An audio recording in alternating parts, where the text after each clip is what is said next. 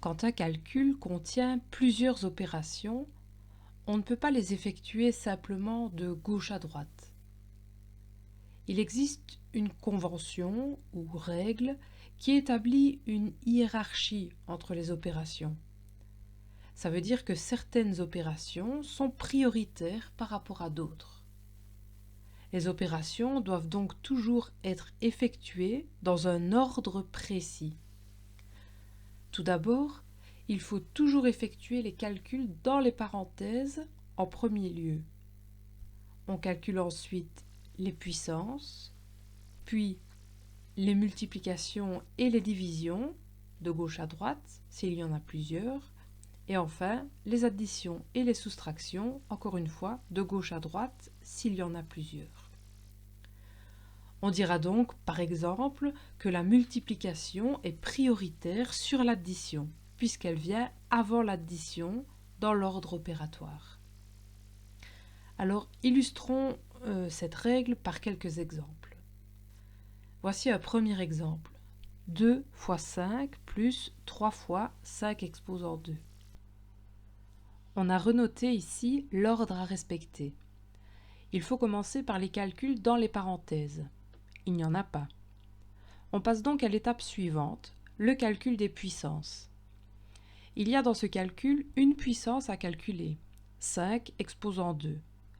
On souligne cette puissance et on la calcule. 5 exposant 2 égale 5 fois 5 égale 25.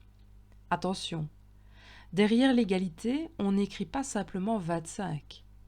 On recopie tout le calcul avec chaque élément à la même place, mais on remplace ce qui avait été souligné par sa valeur. On obtient donc 2 fois 5 plus 3 fois 25. On a donc remplacé 5 exposant 2 par 25.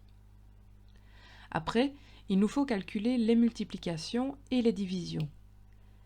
Il y a dans ce calcul deux signes de multiplication, un entre 2 et 5 et l'autre entre 3 et 25. On souligne donc 2 fois 5 et 3 fois 25 et on effectue ces produits. On remplace chaque produit par son résultat et on obtient donc 10 plus 75. On effectue en dernier lieu l'addition et on obtient 85.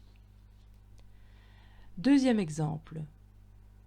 2 fois, ouvrir la parenthèse, 5 moins 2, fermer la parenthèse, exposant 2. Alors, il faut commencer par les calculs dans les parenthèses. On souligne donc le contenu de la parenthèse, 5 moins 2, et on recopie l'expression en remplaçant 5 moins 2 par son résultat, c'est-à-dire 3. Et on obtient 2 fois 3 exposant 2. Il faut ensuite calculer la puissance, 3 exposant 2, qu'on souligne. 3 exposant 2 égale 3 fois 3 égale 9. 3 exposant 2 est donc remplacé par 9 et on obtient 2 fois 9. On effectue la multiplication et on trouve 18. Il n'y a plus ni addition ni soustraction, la dernière étape peut donc être ignorée. Troisième exemple. Que faire quand on tombe sur un calcul qui contient deux opérations ou plus qui sont, entre guillemets, au même rang? Par exemple, 30 divisé par 2 fois 3. Eh bien, il faut effectuer les opérations de gauche à droite. Donc 30 divisé par 2 égale 15, et puis 15 fois 3 égale 45. Une erreur courante consiste à penser que la multiplication est prioritaire sur la division, mais il n'en est rien. Dernière remarque, les priorités doivent aussi être évidemment respectées dans les parenthèses. Par exemple, prenons ce calcul. 2 fois ouvrir la parenthèse, 5 moins 2 fois 2, fermer la parenthèse. La parenthèse contient deux opérations, une soustraction et une multiplication. La multiplication étant prioritaire sur la soustraction, il faut d'abord effectuer le produit 2 fois 2 dans la parenthèse.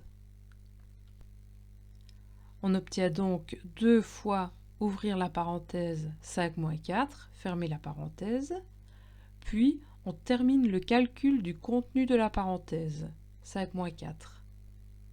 5 moins 4 égale 1, donc on obtient 2 fois 1. On effectue le produit final, 2 fois 1, et on trouve 2. Cette matière est vraiment d'une importance capitale pour la suite de ton parcours. Pour réussir à la maîtriser, il n'y a qu'un secret: t'entraîner de nombreuses fois.